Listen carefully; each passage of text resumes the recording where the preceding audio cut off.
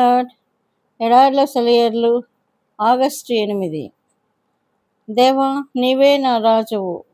యాకోబునకు పూర్ణ రక్షణ కలుగని ఆజ్ఞాపించుము.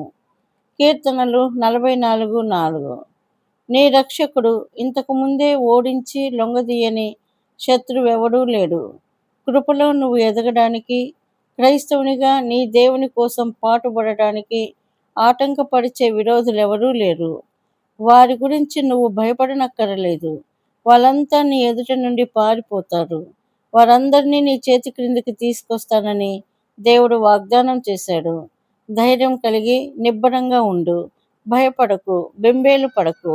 దేవుడు నీతో ఉన్నాడు. పరాక్రమశాలులారా, మీరు మహాబలవంతుడైన దేవునికి చెందిన వాళ్ళు కాబట్టి మీరు పరాక్రమవంతులు. విజయాన్ని చేజిక్కించుకోండి. యేసు ప్రభు సాధించిన విజయంలో మీకు భాగం ఉండేలా చూసుకోండి. యేసు మనందరి కోసము, మనందరి తరపున ఆ విజయాన్ని సాధించాడు. ఆయన విజయుడైనప్పుడు ఆయనతో మీరు ఉన్నారు. ఆ విజయాన్ని పోగొట్టుకోవద్దు. మీ హక్కుల్ని వదలకండి. దోపుడు సొమ్మును పోగు చేసుకోండి. బలమైన కోట గోడలు మిమ్మల్ని ఆపలేవు. మీ సైన్యానికి ఓటమి అంటూ లేదు. మీ రక్షకుని విజయంలో పాలు పంచుకోండి. మనం రాజకుమారులం.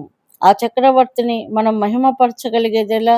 మనకు ఆ రాజరికపు హక్కులు ఉన్నాయా లేదా అని సందేహించడం ద్వారానా?